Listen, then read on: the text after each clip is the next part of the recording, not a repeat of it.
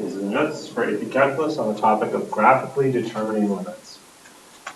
So let's first look at what a limit means, the notation of it, and then we'll see what it means graphically. So limit is abbreviated LIM, and the way you read it is the limit of the function f of x as x, the arrow right there, stands for the word approaches.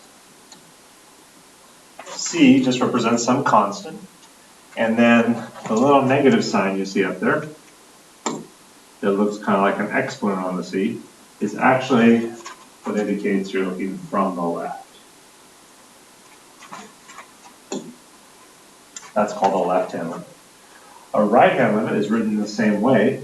The arrow still means approaches, but notice the only thing that's different is up where it looks like it's an exponent, but it's not. So you have a little plus sign, which indicates you're looking at the limit from the right, coming from the positive x size versus coming from the negative x size from the left. And then the one you'll see most frequently is actually the overall or general limit. Notice you won't see a plus or minus sign up there. And that's just read the limit of the function f of x as x approaches c. And that's looking at for both the left and the right together. All right, let's take a look at some example problems to see what these limits really refer to. So it says evaluate the given limits and determine the domain and range for each function. So this says the limit as x approaches negative infinity. We're going to come back to that one. That was a little bit different with infinity and negative infinity. So let's start with negative 5. So this is the limit as x approaches negative 5 from the left with a little negative sign. So let's find where x is negative 5, right over here. And we're coming from the left-hand side. So from to the left, but heading, approaching it. So to show you what's happening here, got a little lemon-colored Lamborghini from the left. And as it approaches negative 5, look at the way it's facing from the left, it's approaching negative 5. What the limit represents is what the function is approaching, or what the y value is approaching. And you can see, as x approaches negative 5, the y value is approaching 1. And it actually does get to 1. That's your limit from the left. Similarly, as x approaches negative 5 from the right, we're still approaching negative 5, but now we're coming from the other side, from the right-hand side. So here I've got a red Range Rover, represent from the right, and it travels along the function. And as x approaches negative 5, look at what the function approaches. It approaches a y value of negative 2.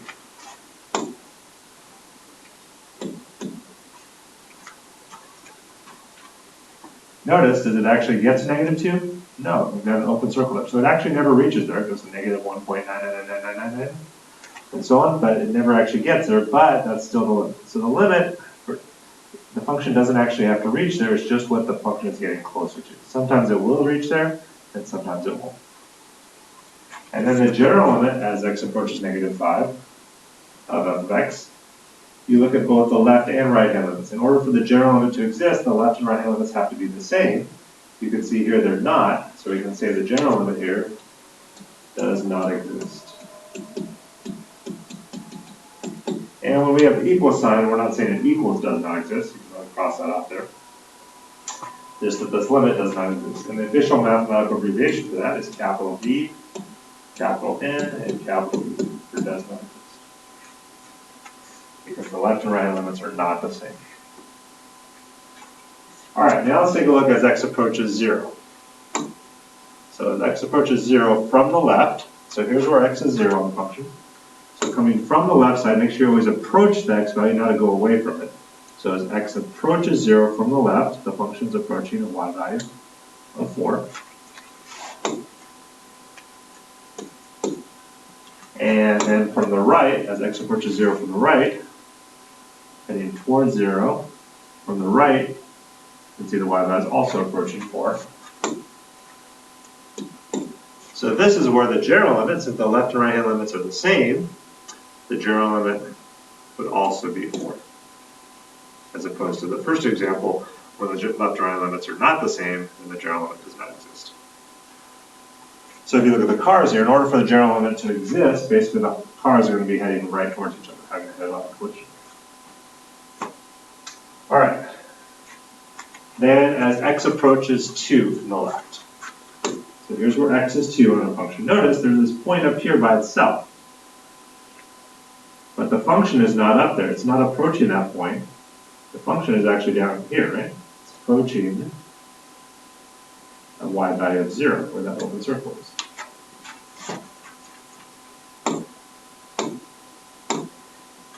So the limit as x approaches 2 from the left is 0. Similarly, from the right, even though the point is up here at 5, the function is not approaching it. The function is approaching 0, or y value of 0. So notice the left and right limits are the same. So the general limit would also be 0. Does it actually reach 0 there? No, it's an open circle. The point is up here at 5. So notice this point up here had no effect on the limits whatsoever. Even if this had been a closed circle, the limit would still be 2. And this point couldn't exist at the same time, though it would be a function. But notice the point by itself has no effect on the limits whatsoever. What it does affect, we'll see it in a little bit, is the domain of the function, or all the x values. Now let's look as x approaches 5.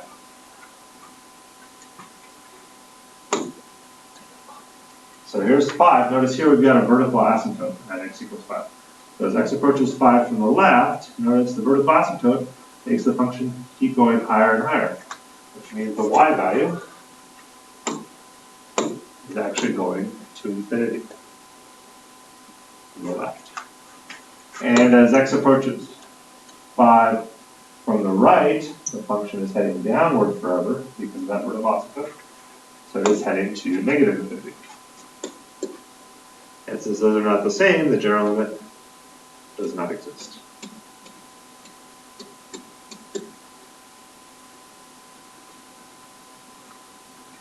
Now, for those specific c values where x was approaching, we saw there's a left-hand limit, a right-hand limit, and a general limit. And now let's take a look at infinity and negative infinity. So let's start with the limit as x approaches negative infinity. Well, let's think about why do you think that it wouldn't have a left-hand limit, a right-hand limit, and a general limit like all the other ones?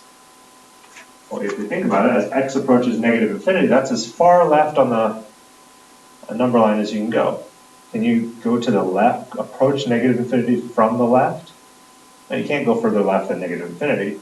So that's why for the infinity and negative infinity, you won't see the left, right, and general. You can only approach it from one side. So let's look at our graph. As x approaches negative infinity, we're going to look at the far left-hand part of the graph. Let's see, well, as x approaches negative infinity, the function is approaching a y value of 3. Due to that horizontal asymptote there. Does it actually reach 3? Not there. No, it doesn't.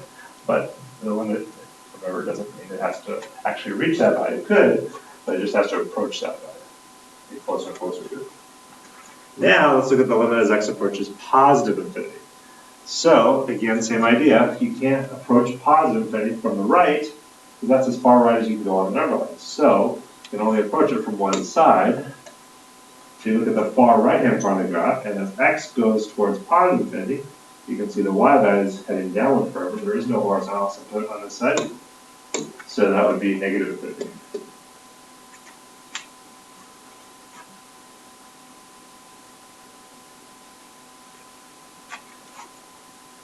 Now let's look at the domain and range. So the domain, remember, refers to all the possible x values of the function.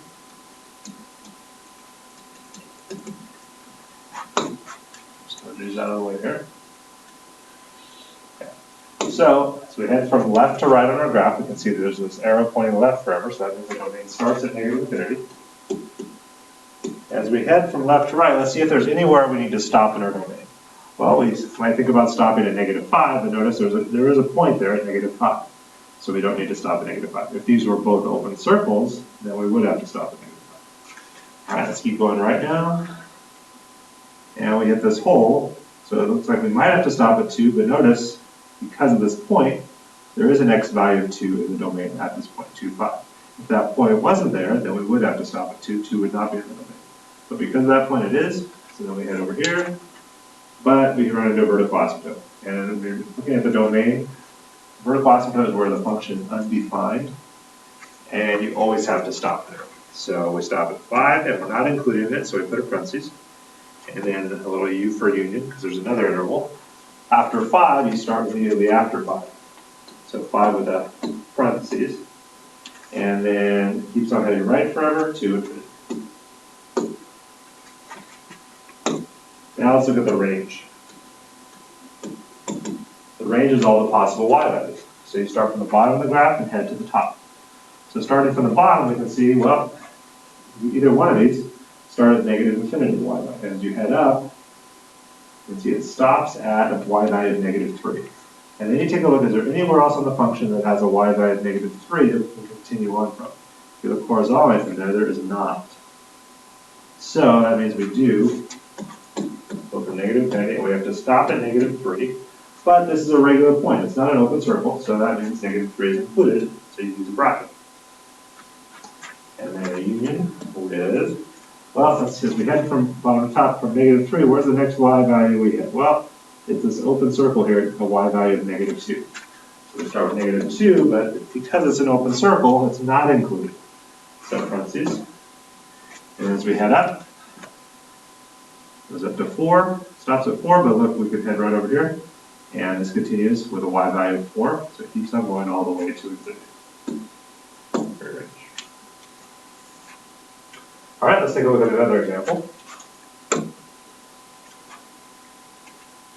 All right, for this one, now that we've looked at how to find the limits at negative infinity and infinity, let's go ahead and do that. So the limit as x approaches negative infinity, remember, you look as far left on the graph as you can go. So as x heads to negative infinity, you can see the function, the y value, heads to positive infinity.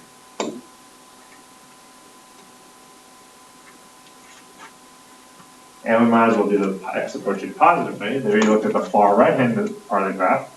As x approaches positive infinity, you can see the y value gets closer and closer to 1 due to that horizontal asymptote.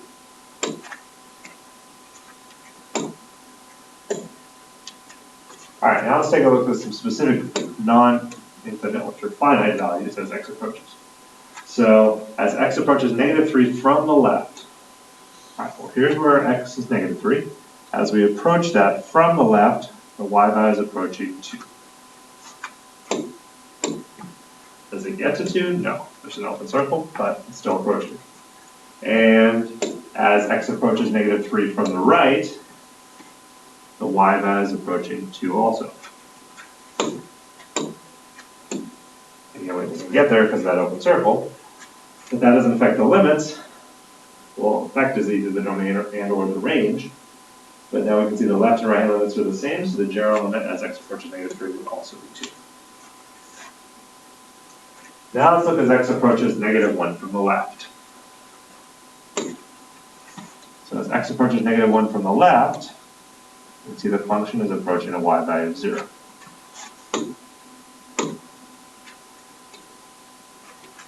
But as x approaches negative 1 from the right, notice it doesn't approach this open circle. There's nothing right here. Where it does approach is down here.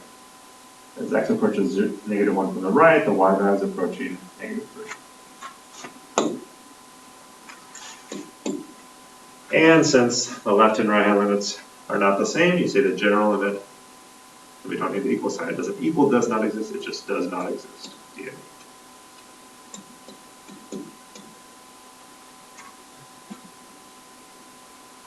All right, now let's look at as x approaches 2 from the left. Well, we've got another vertical asymptote, so as x approaches 2 from the left, you can see the y value is heading down forever to negative infinity.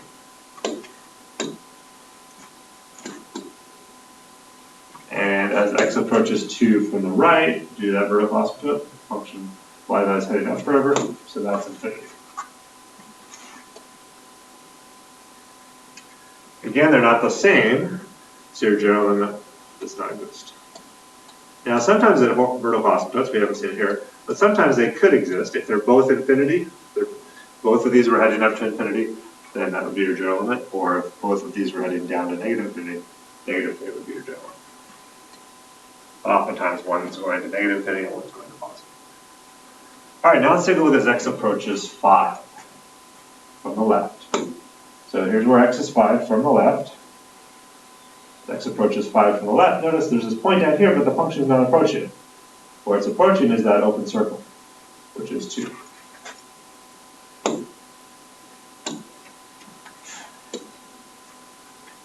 And as x approaches 5 from the right, it's also approaching the y value of 2, even though it doesn't get there because of the open circle. And since the left and right elements are the same, that is your general limit of 2.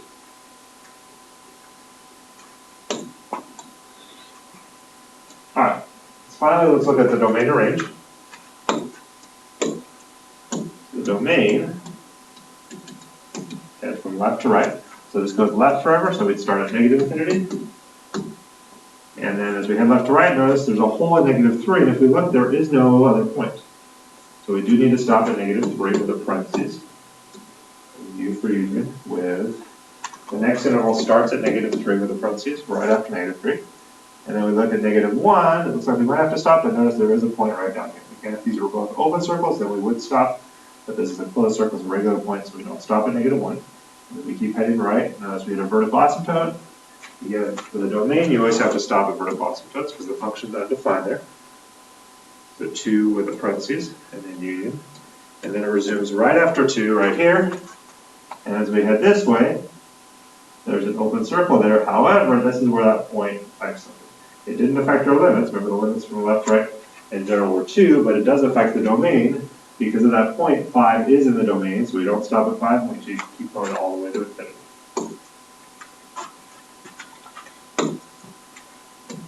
And then the range, you go from the bottom to the top. So you can see it starts at negative infinity right down here. As we head up, y value of negative 3, and notice there is nowhere else we can jump on with a y value of negative 3, so we're horizontal. So we have to stop at negative 3, and it's included, so it'd be a bracket. And the union. And then look, there's this big gap between negative 3 and 0, where the function is not anywhere in there. So you start at 0, the question is whether we use a parentheses or a bracket. If you just look at that open circle, it looks like a parentheses. However, if you look over here, you can see there is a y value of 0, the 0.50, so it is included. So if you look at 0 with a bracket, 0 is in the domain. Sorry, is in the range because of that point right there. And then we follow this one up, but look at 2. At 2, we look across, and notice there's another open circle at 2. So there's nowhere, because of the 2 open circles, that the y value equals exactly 2. So we do have to stop at 2 with the parentheses, and then union, and then from 2, follow either one of these up to infinity.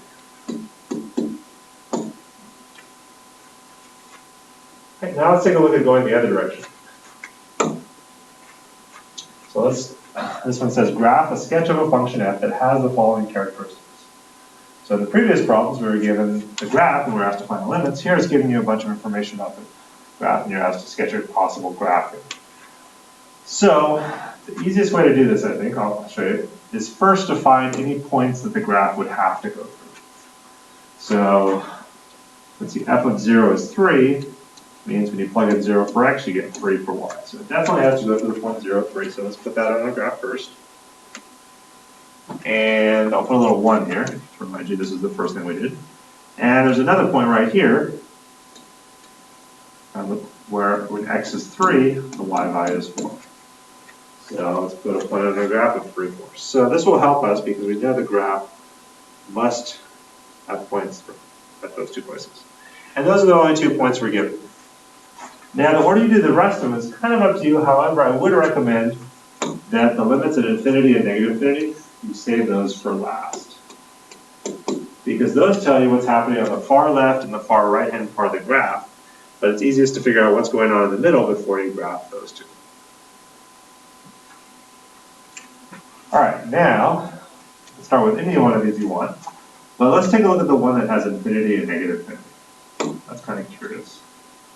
Think about that. Well, at x approaching negative 2, one of them is negative infinity from the left, and from the right is positive infinity. So, what do you think would be happening on the graph? Well, the only thing that could force in the middle of the graph like that, for the function to go to infinity and negative infinity, is if you have a vertical asymptote. So look out for those. When x is approaching a specific c value, then you have left and right elements that are infinite or infinity or negative infinity, in the case you have vertical asymptote. In this case, it's right at x equals negative 2. So let's go ahead and draw that in there.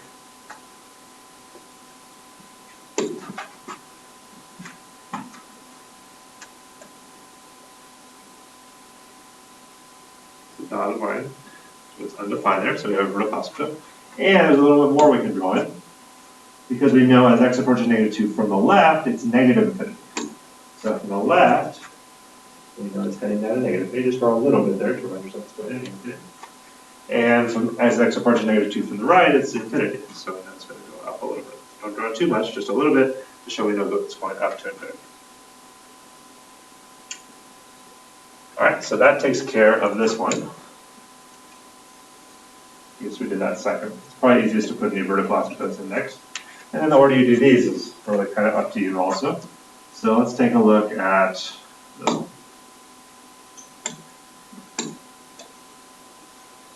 The limit, notice this is a general limit as x approaches 3 above if x is 2. Notice it doesn't give us the left and right hand limits here. And there's a reason for that. Well, if you know the general limit is 2, the only way that can happen is if the left and right hand limits are also 2. So as x approaches 3, that's saying the limit is 2. Well, that means it's approaching 2 from both sides. However, notice at x equals 3, we already have a point up here at 4 due to this. So let's think about this. If we put a point here at 2 and approach it from both sides, you see the problem there? Well, notice that would no longer be a function. It wouldn't pass the vertical line test because when at x is 3, there'd be 2 different y values. So the only thing there can be, since we already have the point up at 4, but it's approaching 2, is if it's an open circle there. That's why it's important to put the points you know down first. So we have an open circle, and to indicate this is the general limit is 2, we know it's approaching this from both sides. So we flip a little bit, we don't know exactly where it's going, but we know from the left it's approaching 2, and from the right it's approaching 2.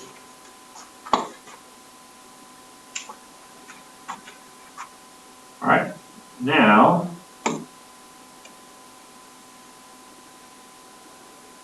let's look at this information before we look at the limits at infinity and negative infinity. So this is as x approaches 0 from the left, it's 5. So as x approaches 0 from the left, it's 5. Notice we run into a similar type problem. If we put a close point there and approach it from the left, it's not going to be a function because the point's down here. So again, the only thing that could be happening at 0, 5 is if we have an open circle. And it's approaching it from just the left, not from both sides. It's not the general limit like it was on the previous one, that is x approaches 3. Because notice as x approaches 0 from the right, it's approaching 3. So from the right, it's approaching the closed circle right there. Now, before we put in limits at infinity and negative infinity, let's just take what we have here and draw the simplest thing that could connect this graph. So this is the farthest thing left we have, and this is the farthest thing right we have on our graph. So let's connect in the middle. Looks like the simplest way these can connect is if it just went down like this. But it's not smooth as it should be there. There we go. And same thing here. The simplest way to connect those would just be something simple. Although, if you want to, you could go like this. Make it more interesting, that's fine too. But there's nothing that indicates it does that, so just make it simpler. Now, all that's left is what's happening to the far right and the far left of our graph. And that's where the limits at infinity and negative infinity come into play. So the limit as x approaches infinity is -2. So remember, as x approaches infinity, you look as far right on the graph as you can go. And notice something curious about this is that it's approaching -2, a specific value. Well, normally a function doesn't approach a specific value as it goes to infinity, unless you have a horizontal asymptote. So when x approaches infinity or negative infinity, if these are not infinite, they're a specific number like -2, that indicates you have a horizontal asymptote.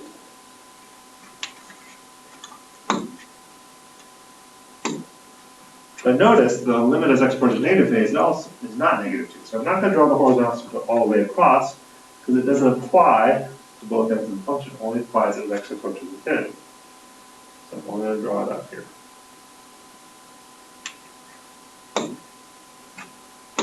And in order to approach that, we don't know exactly where it crosses the x-axis, but we just know it gets closer and closer to -2. And then as x approaches negative infinity, notice it's not a specific number, it's just infinity. So that means it doesn't have a horizontal asymptote on the side, it just gets the y value is bigger and bigger. So this is the far left of the graph as x approaches negative infinity, so just draw the simple thing again, just kind of goes up to infinity.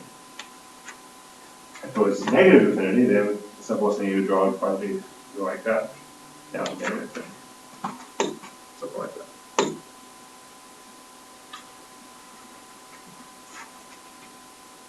And that concludes the notes for AP Calculus. Oh wait, before we do that, one thing that you can do to check your answers on this is just think about it as kind of like the previous problems. Pretend you were just given the graph you just drew and see if all the limits check out. So let's check them out. As x approaches 0 from the left, is the limit 5? Yes. As x approaches 0 from the right, is the limit 3? Yes. So the general limit doesn't exist. The limit as x approaches 3, is that 2? Yes, it is. On both sides approach 2. The limit as x approaches -2 from the left, is that negative infinity? It is. As x approaches -2 from the right, is that infinity? It is. So the general limit doesn't exist. Does it go through the point 0, 3? Yes, it does. Does it go through the point 3, 4? Yes, it does. Does the limit as x approaches infinity equal -2? Far right here? Yes, it does. And the limit as x approaches negative infinity is infinity. So if you check all those and everything checks out, you know you have a graph that works. And you might want to just apply the vertical line test as well, just to make sure it's actually a function that doesn't cross through vertical line coordinates. Now that concludes the notes for AP Calculus on the topic of graphically determining limits.